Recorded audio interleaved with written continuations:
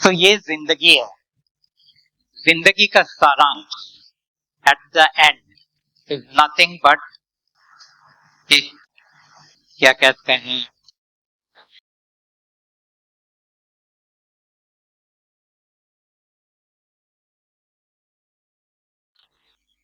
जिंदगी का सारांश आखिर में हम यही पाते हैं that we are nothing but a mass of missed opportunities, misconduct and not being appropriate. ये तीन चीजों का ही सारांश है जिंदगी में। और पूरी जिंदगी दरअसल हम इन चीजों के ऊपर या तो ग्लानि में रहते हैं या फिर अपने आप को कोसते हैं या फिर अपने आप को बीट अप करते हैं। बीट अप मतलब हम खुद को पनिश करते हैं। तो ये जिंदगी है। और जब एक इंसान ये मान लेता है कि दरअसल वो ज्यादा कुछ कर नहीं सकता है, उसको लगता है वो बहुत कुछ कर सकता है, लेकिन हर इंसान पाता है कि वो ज्यादा कुछ कर नहीं सकता। और जो अच्छे चीजें उनके जिंदगी में होते हैं वो भी उनके कारण नहीं होते। वो भी ऐसा है कि या तो काल चक्र है या फिर चीजें अपने आप बैठती गई। और इस बैठते हुए चीजों के अंदर हमें लगता है कि हमने बहुत कुछ जिंदगी में कर दिया। जो इंसान को अपने सक्सेस के ऊपर या अपनी काबिलियत के ऊपर या अपने क्या कहते हैं अचीवमेंट्स के ऊपर गर्व होता है, अगर वो बहुत बारीक से देखे तो वो पाएंगे कि दरअसल इसमें उनका कोई हाथ था नहीं। जिंदगी बहती गई, हर चीज अपनी जगह गिरते गए और आखिर में लगा कि हमने बहुत कुछ कर दिया। और उसका उल्टा ये भी है कि हमने बहुत कोशिश किया, बहुत सोचा, बहुत प्लानिंग किया, लेकिन आखिर में जाके कहीं ना कहीं एक गलती से दूसरी, दूसरी से तीसरी, तीसरी से चौथी, और आखिर में पता चला कि सब प्लानिंग हमारा पानी में बह गया। तो ये जिंदगी है और इस जिंदगी से ज्यादा कुछ उम्मीद करना भी मेरे हिसाब से कोई बहुत ज्यादा बुद्धिमानी नहीं होगा। मैं एक्चुअली सोच अंग्रेजी में रहा हूँ, उसको ट्रांसलेट हिंदी में करके बोल रहा हूँ। सो बीच में लड़खड़ाऊंगा, बीच में गलत शब्द भी आ जाएंगे।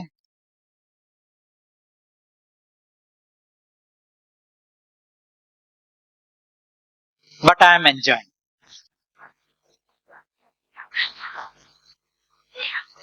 मैं सही में बहुत एंजॉय कर रहा हूँ कि आपके सामने मैं दो शब्द बोल पा रहा हूँ।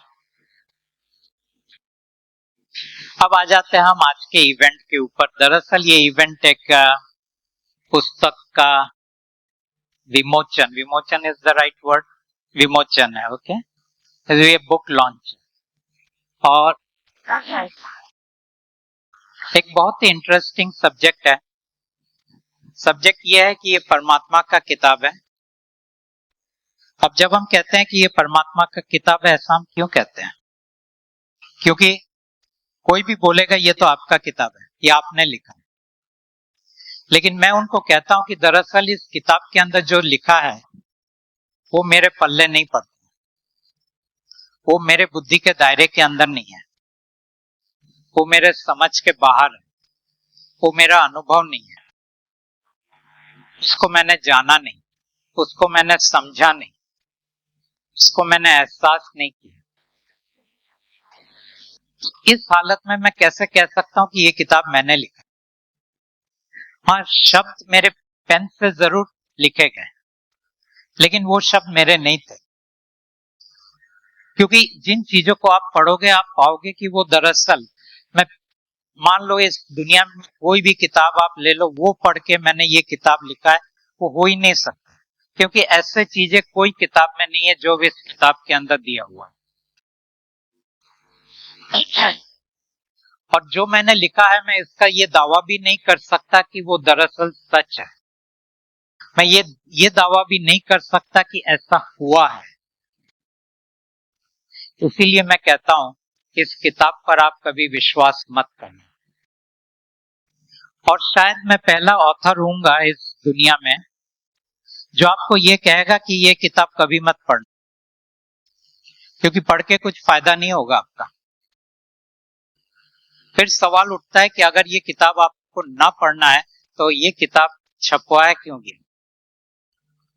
ये किताब इसलिए छपवाया गया, नंबर एक, ये परमात्मा का मर्जी था। मेरे बस में होता तो मैं ये किताब कोरे कागज से भर देता, क्योंकि अल्टीमेटली मुझे करना क्या था? आप तक परमात्मा को पहुंचाना था। तो आप तक अगर परमात्मा को पहुंचाना था तो उसके लिए मुझे अंदर ये सब लिखने की जरूरत क्या था? परमात्मा इस किताब के अंदर है क्योंकि वो कहते हैं, उनकी मर्जी है इस किताब के अंदर होना, तो वो है। और खाली किताब भी मैं आपको दे दूं तो भी परमात्मा आप तक पहुंच जाएगा। लेकिन ये परमात्मा की मर्जी है कि इतने शब्द तुम अंदर लिख दो।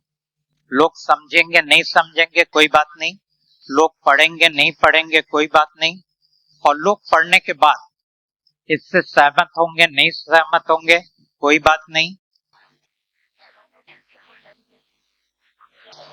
और लोग इसके विपक्ष में बात करेंगे, आलोचना करेंगे, उसमें भी कोई बात नहीं। तो हर चीज में कोई बात नहीं। आप इससे सहमत हो, नो प्रॉब्लम। आप इससे असहमत हो, नो प्रॉब्लम। आप इसके साथ हाँ, लेकिन किताब में एक चीज है, परमात्मा कहते हैं कि इसे आप इस्तेमाल करो। इस्तेमाल आप कैसे करोगे? परमात्मा कहते हैं कि अगर आपके जिंदगी में कोई दुख, कोई दर्द, कोई ग्लानि, कोई ईर्ष्या, कुछ भी हो, आप इस बुक के साथ बात करो। आपका हेल्पलेसनेस, आपका मजबूरी, आपकी बेचैनी, आपकी बेबसी, आपकी लाचारी, आपका गुस्सा, जो भी है, इसके साथ बात करते रहो। एक दिन नहीं, 2 दिन नहीं, 1 महीने तक बात करो। और 1 महीने के बाद इस बुक का आप रिपोर्ट कार्ड बना लो।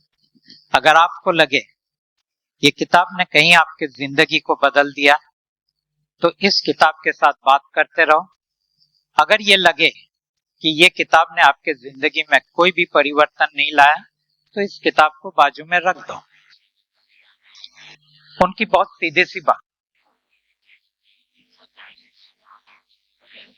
तो क्योंकि ये परमात्मा का एक जरिया था आप तक पहुंचने का, क्योंकि परमात्मा का ये एक जरिया था आपके जिंदगी के अंदर कुछ हीलिंग करने का, इसलिए परमात्मा ने इस किताब को चुना।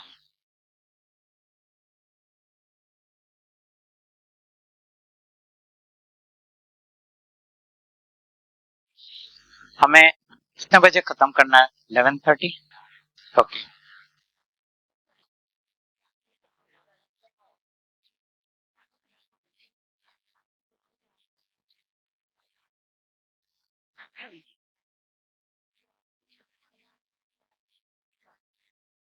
जो लोग पहली बार मुझे सुन रहे हैं, पहली बार,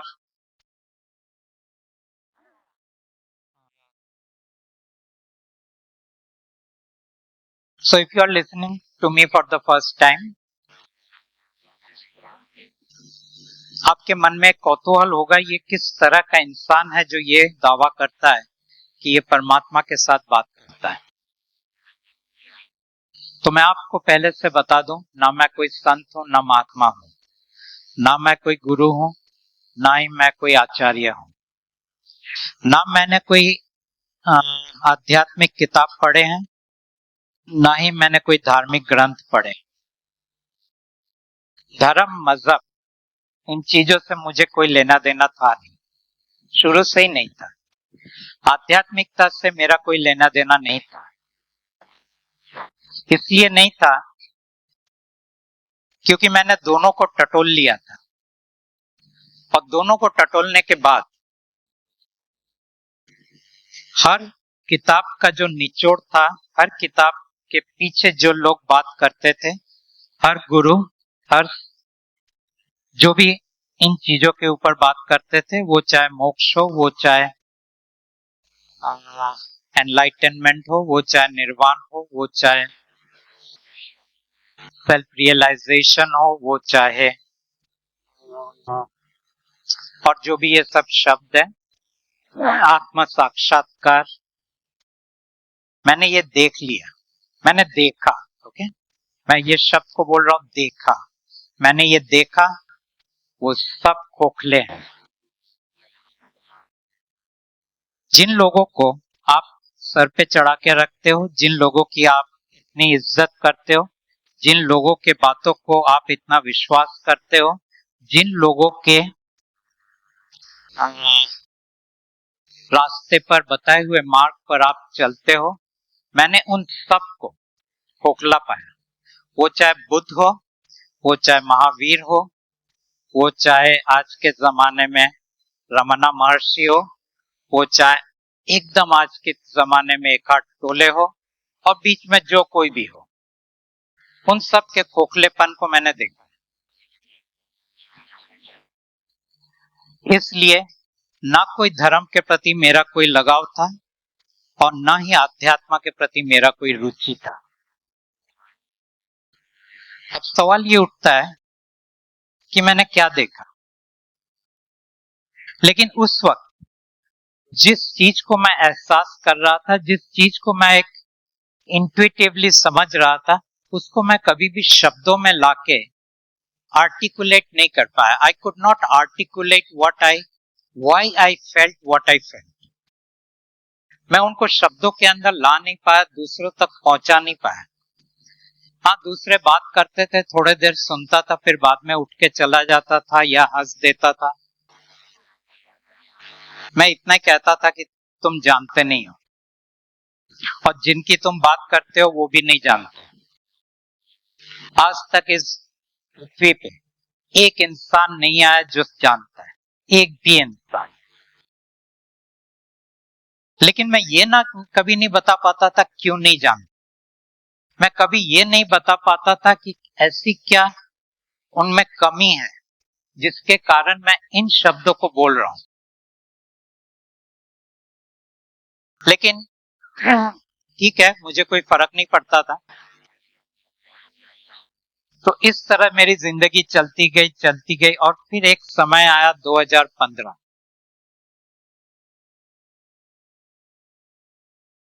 2015 के पहले, क्योंकि उसके पहले की एक छोटा सा बैकग्राउंड मैं दे दूं, क्योंकि मुझे आध्यात्म और मजहब, धर्म में कोई इंटरेस्ट नहीं था, कोई रुचि नहीं था, तो मुझे एक ही चीज में इंटरेस्ट था, और उस चीज को हीलिंग कहते हैं।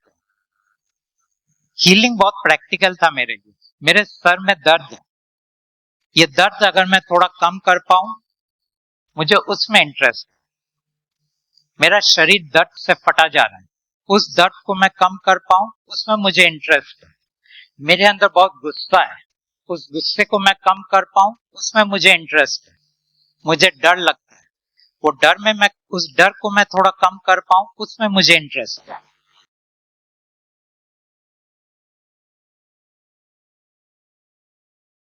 तो ना तो मुझे मोक्ष में कोई इंटरेस्ट था, ना मुझे स्वर्ग में कोई इंटरेस्ट था, ना मुझे और क्या होता है, ये दो ही चीज होता है आध्यात्म और धर्म में। तो ये दोनों चीज में मुझे कोई इंटरेस्ट नहीं था। मुझे आज जीना है, और आज जीने के लिए जो चीज इंपॉर्टेंट है कि इस वक्त मेरी पीठ के पीछे जबरदस्त दर्द हो रहा है, मैं क्या करूं, मुझे दवाई नहीं खानी। तो मैं हीलिंग मोडालिटीज को एक्सप्लोर कर रहा था, और वही चीजें लोगों को सिखा रहा था। तो उनके जब मैं क्लासेस लेता था वो दरअसल मेरे अपने मोडालिटीज होते नहीं थे, दूसरों के मोडालिटीज होते थे, तो मैं सिखाता था। तो एक दिन मैंने ऐसे ही बैठा हुआ था और मैंने कहा कि इस ब्रह्मांड में अगर कोई मुझे सुन रहा है, मुझे अपना मोडालिटी चाहिए। तो कुछ दिन के बाद कोई आके मेरे दिमाग के अंदर बात करने लगा और उसने मुझे एक मोडालिटी दी, और उस मोडालिटी को पहले अपने ऊपर मैंने प्रयोग किया, पाया कि हाँ रिजल्ट अच्छे हैं। और मेरे रिजल्ट्स के अंदर एक वो था, क्या बोलते हैं, क्राइटेरिया था। क्राइटेरिया ये था that results should be in real time. उसका मतलब ये नहीं कि मैं आज कुछ करूंगा, रिजल्ट एक महीने के बाद मुझे मिलेगा, उसमें मुझे इंटरेस्ट नहीं है। दूसरा, प्रोटोकॉल सिंपल होना चाहिए। आप मुझे ये नहीं बोल सकते हो ये 1 घंटे का प्रोटोकॉल है, नहीं 1 घंटा नहीं चलेगा, 1 मिनट उससे कम। तो ये सब मापदंड मैंने बनाए थे कि इस दायरे के अंदर वो चीज होना चाहिए। एंड वेरीफाएबल, दूसरे के ऊपर मैं उसका प्रयोग करूं तो दूसरा मुझे बोले हाँ कुछ फर्क पड़ा। रियल टाइम, वेरीफाएबल, फास्ट, ये मेरा वो मापदंड था। तो जो मुझे ये देने आया था उसको बोला देखो ये तीन मेरा मापदंड है, अगर कुछ देना चाहते हो ये तीनों सेटिस्फाई होना चाहिए। तो उसने मुझे दिए, मैंने पाया कि वो इफेक्टिव है, मैंने पाया कि उससे बाद में लोगों को मैंने देना शुरू किया, उन लोगों ने भी कहा इट वर्क्स, तो मैं ये सिखाने लगा। और जो पहला क्लास मैंने लिया, उस क्लास के अंदर बहुत जो लेडीज थे, उनमें से एक दो लेडीज वो काफी पावरफुल साइकिक्स, क्लेयरवॉयंट्स थे। क्लेयरवॉयंट मतलब वो लोग जो अदृश्य दुनिया के चीजों को देख सकते। तो उन्होंने क्लास खत्म होने के बाद बोला कि क्लास में क्या शिवा आए हुए हैं?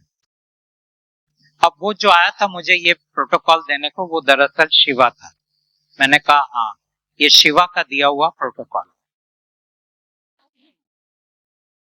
उसके बाद ये हीलिंग जर्नी मेरा चलता रहा, ये मेरे अपने प्रोटोकॉल्स हो गए क्योंकि उन्होंने डायरेक्ट दिए। उसके बाद शिवा आए, राम आए, कृष्णा आए, महावतार बाबा जी आए और काफी आए, अब तो मैं सबके नाम भी भूल गया।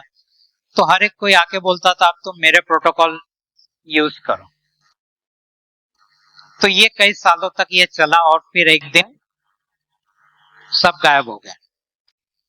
मैं किसी के साथ बात नहीं कर पा रहा था, तो ना शिवा तक पहुंच पाता था, ना कृष्ण तक पहुंच पाता था, ना बाबा जी तक पहुंच पाता था।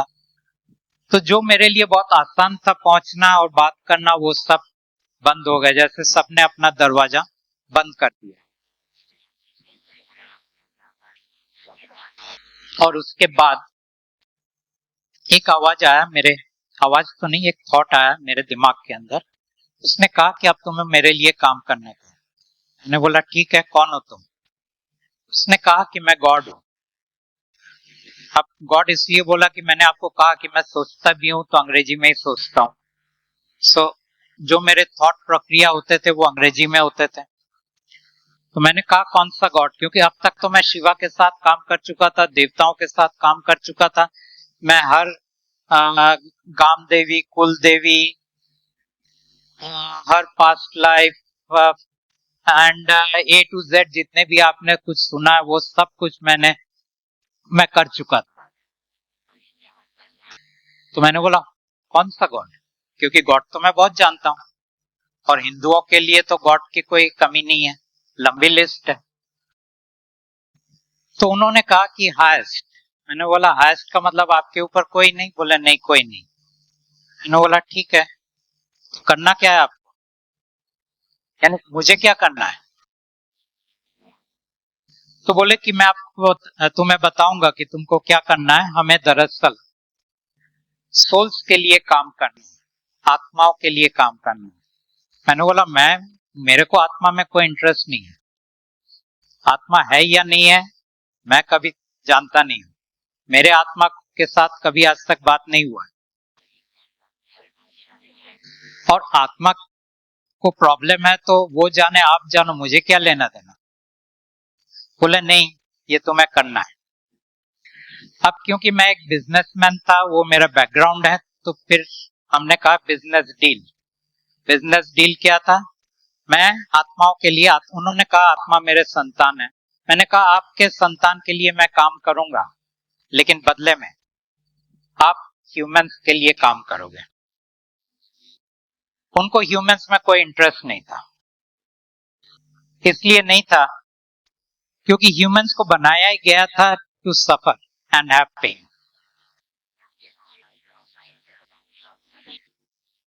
बाद में मुझे पता चला, ये सब तो अभी भी आपको बोल रहा हूं, लेकिन ये एक लंबी जर्नी था जिसके अंदर एक एक करके कड़ी खुलती गई कि मनुष्य को बनाया गया था कि तुम्हें दुख और दर्द के अंदर से गुजरना पड़ेगा, तुम कोई भी हो। और मनुष्य को पूरी तरह हिप्नोटाइज किया गया। मनुष्य को लगता है उनके पास फ्री विल है, उनकी कोई फ्री विल नहीं है, लेकिन फ्री विल का पूरा हिप्नोसिस है। मनुष्य को लगता है कि भाग्य उसके हाथ में है, कोई उसके हाथ में कोई भाग्य नहीं है। वो भाग्य पहले से लिखा जाता है, विधाता लिख देता है। मनुष्य को मालूम ही नहीं है कि वो कौन है, क्या है और उसके साथ क्या हो रहा है। तीन चीजों के बारे में मनुष्य को नहीं मालूम। साफ साफ ये तीन चीजें कहीं पे नहीं लिखा गया है। एक लाइन से तुम ये हो, तुम्हें इस तरह इस्तेमाल किया जा रहा है, तुम्हें बनाने वाला ये है, तुम्हारा तुमसे बने हुए चीज ये इस्तेमाल कर रहा है।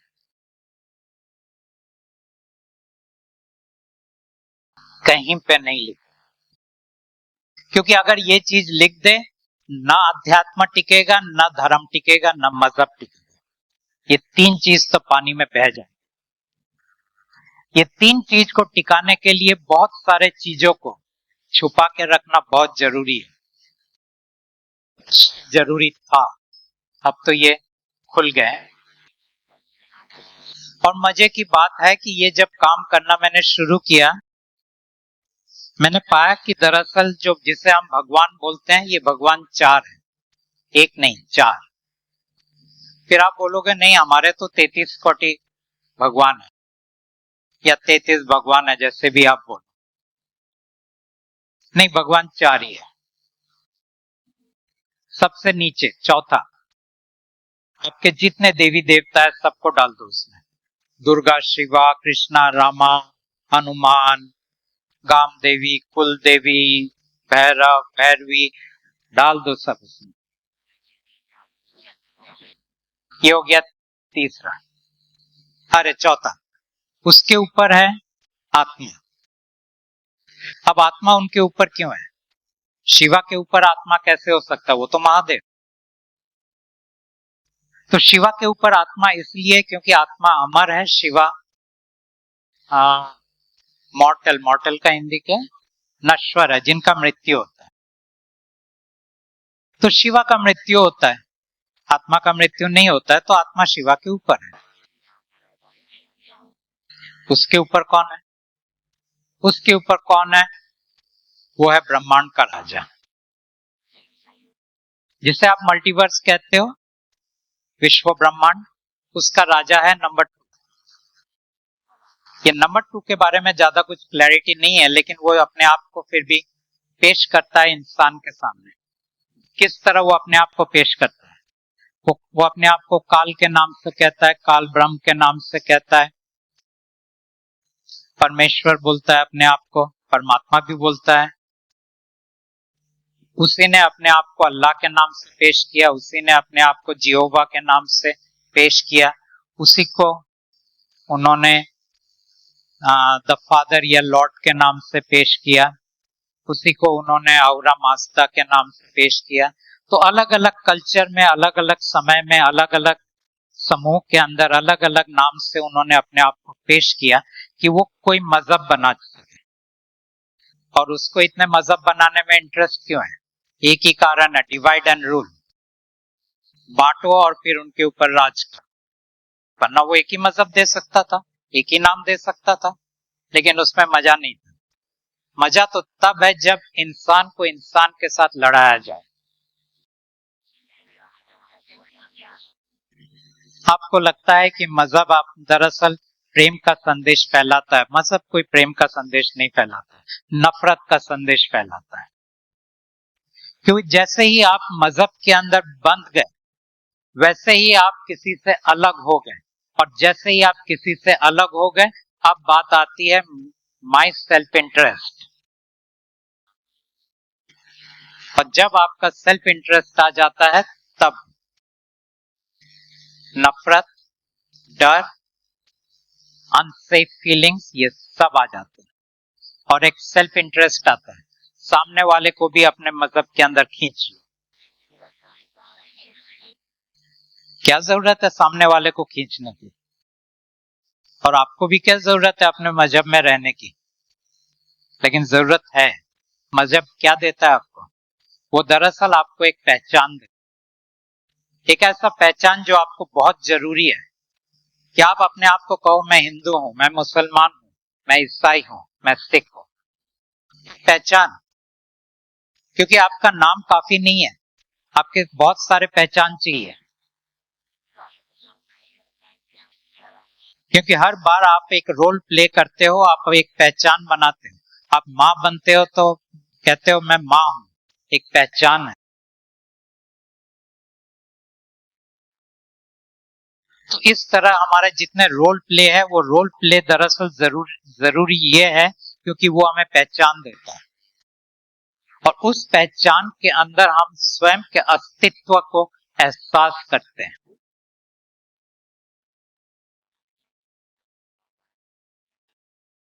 पहचान जरूरी क्यों है?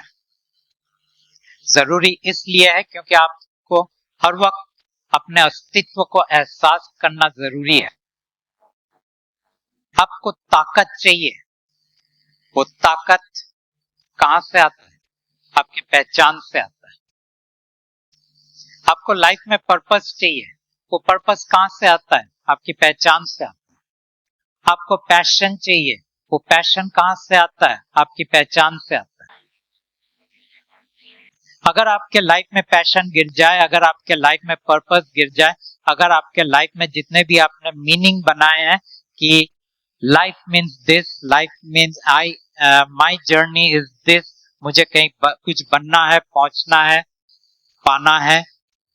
क्यों पहुंचना है, क्यों पाना है? क्योंकि वो मेरे पहचान को पुष्टि देता है। इसीलिए पहचान जरूरी है। लेकिन सवाल ये उठता है कि पहचान की जरूरत क्यों है? क्योंकि कोई चाहता है कि ये आपके लिए सबसे इंपॉर्टेंट चीज हो। पहचान सबसे इंपॉर्टेंट चीज होना बहुत जरूरी है। उसके बगैर वो आपको एक दूसरे के साथ लड़ा नहीं पाएगा, उसके बगैर वो एक दूसरे के अंदर नफरत नहीं ला पाएगा, उसके बगैर एक दूसरे के अंदर डर नहीं ला पाएगा। तो ये सब चीजें जो मैं बोल रहा हूं, ये दरअसल नंबर 2 भगवान का खेल है।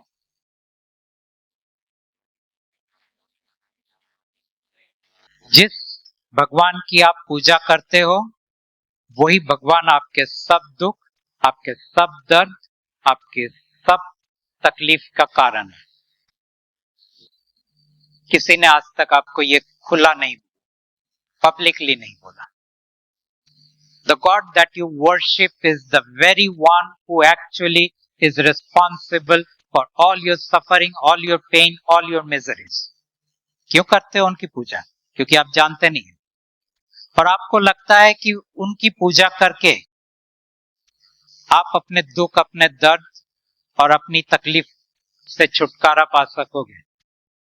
अगर किसी की पूजा करके छुटकारा पाना होता तो आज लोग इतनी पूजा कर रहे हैं, इतने लोग मंदिर में जाते हैं, मस्जिद में जाते हैं, गुरुद्वारा में जाते हैं, गिरजा घर में जाते हैं, तो इतनी तकलीफ इस दुनिया में क्यों है? लोगों को तो खुश रहना चाहिए।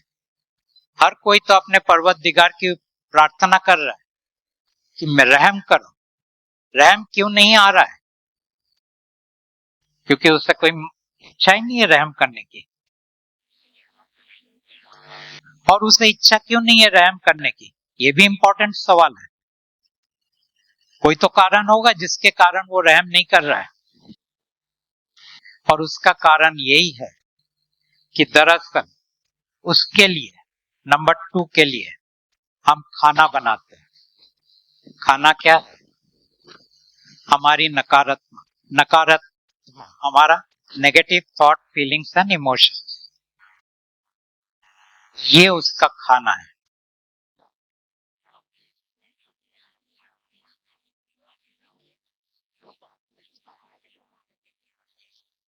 और इस खाने को निरंतर बनाने के लिए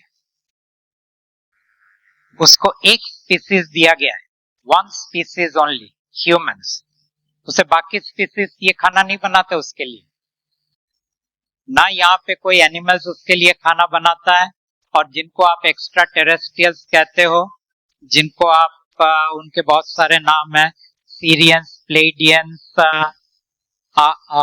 और क्या क्या नाम है, हाँ, एलियंस, ऑल द एलियंस जितने हैं, ऑरियंस, ये जितने भी एक्स्ट्रा टेरेस्ट्रियल स्पीसीज है, किसी की कोई सफरिंग नहीं है। एक ये स्पीसीज है जिसका ये सफरिंग है। सबसे पहले इसको बेबस और लाचार बनाया गया।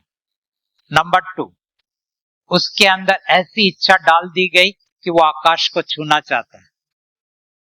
ऐसी इच्छा डाल दी गई कि वो खुद भगवान बनना चाहता है। जो इंसान अपने अगले सांस की रिस्पॉन्सिबिलिटी और गारंटी नहीं ले सकता, वो कहता है कि मैं भगवान बनूंगा, मैं एनलाइटेंड हो जाऊंगा।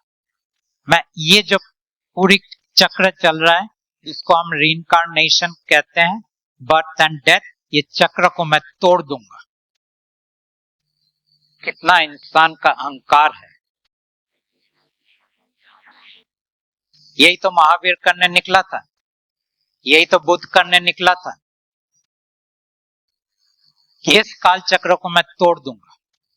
और फिर उन्होंने कहा कि मैंने तोड़ा, तुम भी तोड़ सकते हो। बुद्ध को मालूम ही नहीं है खेल क्या है, ना महावीर को मालूम है खेल क्या है। अगर पता होता ना तो वो इस सफर में निकलते, और एनलाइटेंड होने के बाद किसी को नहीं बोलते कि तुम भी वो हो सकते हो जो मैं बना।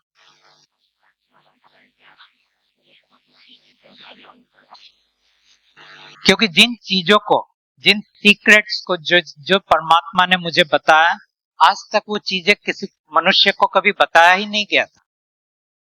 तो वो बेचारे भी क्या करते, वो तो उन्हीं चीजों के अंदर पड़े हुए हैं जो उनको दिया गया है। उनको क्या दिया गया है? वेद, उपनिषद। शुरू में तो यही दिया गया था, वेद और उपनिषद। वेदों के अंदर क्या है? पहला भाग है वेदों का मंत्र। आप मंत्र किए जाओ। मंत्र में क्या है आपका?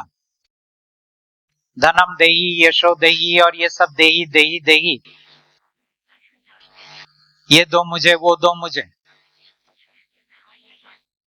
फिर आया कर्म कांड। मंत्र काफी नहीं है उच्चारण करना, अब कर्म कांड भी तुम्हें करना है।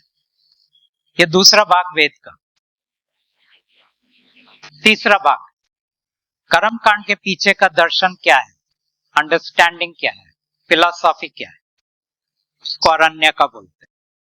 तीसरा भाग वेद का। तो कर्म कांड कर रहे हो और क्यों कर रहे हो, उसका पूरा एक्सप्लेनेशन। चौथा भाग पूरा पलट गया। उसे ना मंत्र से कोई इंटरेस्ट है, ना उसको कर्म कांड में इंटरेस्ट है, और ना कर्म कांड को समझने में कोई इंटरेस्ट है। उस भाग को हम कहते हैं उपनिषद। ये तो आपके पास है जिसको आप स्क्रिप्चर्स कहते हो। और हर इंसान जो एनलाइटेंड हो जाता है उसी के अंदर जाके ढूंढता है, मैं कैसे एनलाइटेंड हुआ, क्यों हुआ, और मैं क्या बना। और उपनिषद क्या बोलते हैं? वो कहता है तुम ही वही हो, यू आर दैट, तत्वमसि। उपनिषद क्या बोलता है? अहम ब्रह्मास्मि, मैं ही वो हूं। यही तो बोलता है। पूरे उपनिषद को पढ़ लो तो बस अल्टीमेटली ये बॉटम लाइन है, घुमा घुमा के यही चीज बोले जा रहे, तुम ही वो हो, मैं ही वो हूं।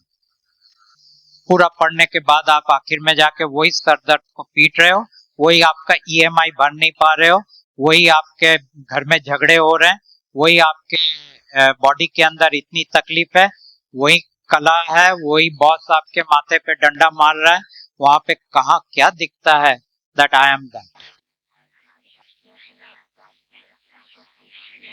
लिखो तो वो लिखो जो दरअसल आपको कहीं मुक्त करे।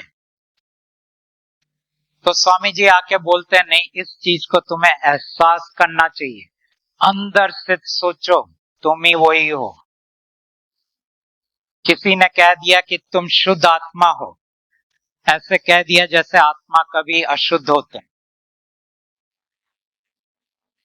कोई ज्ञान नहीं था किसी के पास, कहीं कोई ज्ञान लिखा नहीं था।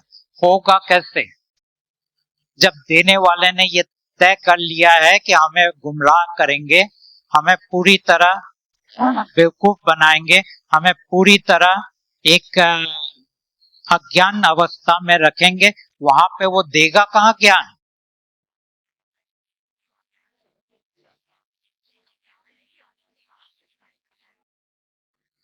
तो ज्ञान नहीं है कहीं पे।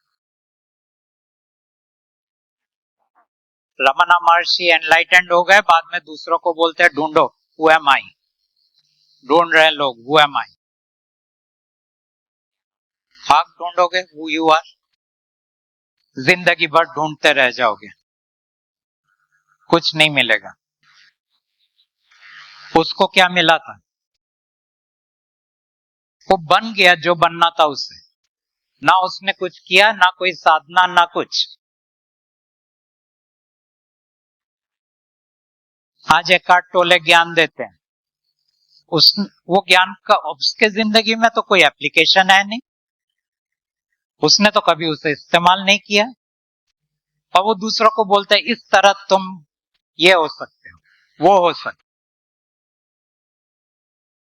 और ये सब चीजें मैंने बहुत पहले देख लिया था, तब तो परमात्मा नहीं है। लेकिन जिस तरह से मैं आज बात कर सकता हूं तब बात नहीं कर सकता था, क्योंकि मुझे दूसरे ये जो भगवान है इनके खेल के बारे में कुछ नहीं मालूम था मुझे। ये 2015 के बाद धीरे धीरे मालूम होना शुरू हुआ।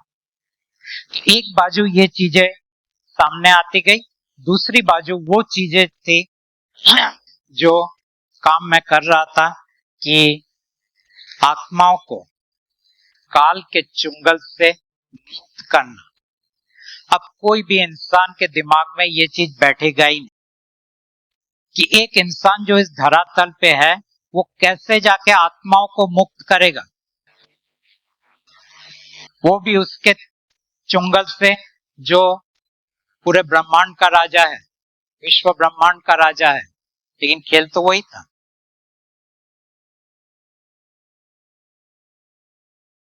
और वो काम हमने 2023 अगस्त महीने में पूरा कर दिया।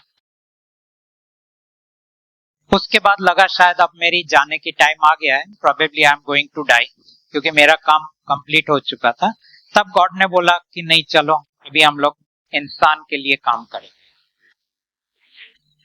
तो अगस्त के बाद करीबन अक्टूबर के बाद से ये काम शुरू हुआ इंसान के लिए, अभी 1 साल भी नहीं हुआ है।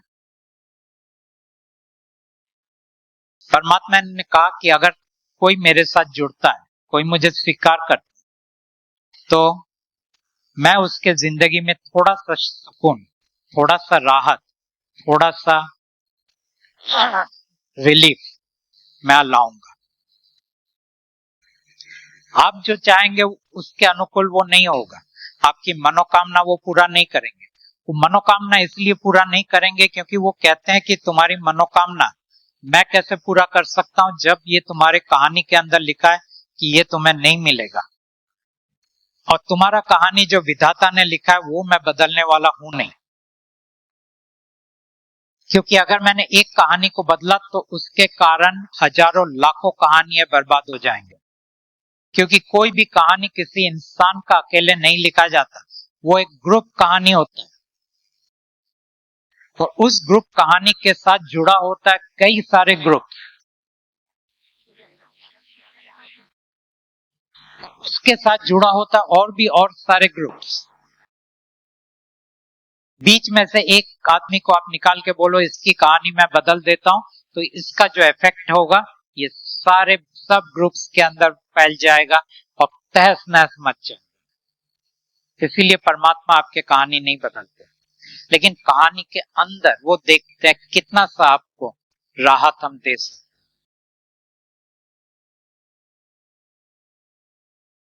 कितना परमात्मा करते हैं। दूसरा कहते हैं अंग्रेजी में दो चीज इंसान को चाहिए, सल्वेशन एंड लिबरेशन। ये दो शब्द हैं जिसके लिए इंसान पूरा अपना जी जान लगा देता है। वेस्ट को सल्वेशन में इंटरेस्ट है, पश्चिम को सल्वेशन में इंटरेस्ट है, ईस्ट में लिबरेशन में इंटरेस्ट है। सल्वेशन मतलब मेरे जितने पाप है वो सब धुल जाए। लिबरेशन मतलब ये जन्म मृत्यु के साइकिल में से मैं मुक्त हूं। ये दो ही खेल है, सल्वेशन और लिबरेशन का। बहुत सहज शब्दों में मैं आपके सामने ये पूरी जो पहाड़ जितने ग्रंथ है ना, उस सब का निचोड़ दे रहा हूं आपको। कोई बड़ा खेल नहीं है। वो धर्म मजहब कहता है मैं तुम्हें पाप से मुक्त कर दूंगा, और आध्यात्म गुरु कहता है कि मैं तुम्हें ये जीवन मरण के चक्र से मुक्त कर दूंगा। यूं तो ना ये कर पाएंगे ना वो कर पाएंगे, क्योंकि उनको तो ये भी नहीं मालूम कि कोई अगर पाप करता है तो क्यों करता है। पहले ये तो पता लगाओ कोई पाप करता है तो क्यों पाप करता है, तब जाके ना आप उसको मुक्ति दोगे।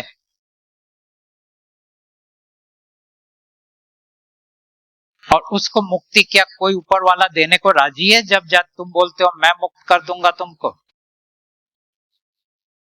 वो जो नंबर 2 है उसे किसी को मुक्त नहीं करना है और ना ही किसी के पाप धोने हैं।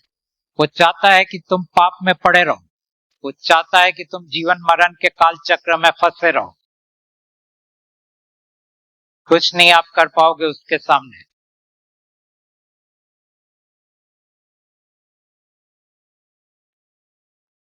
और उस अवस्था में परमात्मा कहते हैं ये दोनों चीज जब तुम मेरे पास आते हो सहज से हो जाता है। तुम्हारे सब पाप धुल जाएंगे, पाप के कारण तुम्हें दूसरा जन्म नहीं लेना पड़ेगा। तुम्हारे जितने कर्म है वो सब कर्म मैं डिस्चार्ज कर दूंगा, जिसके कारण तुम्हें अगला जन्म नहीं लेना पड़ेगा। तो ना तुम्हें जाके नरक में जाके तकलीफ भोगना है, ना तुम्हें दूसरा जन्म लेना है। ये दोनों परमात्मा का दिया हुआ वचन है।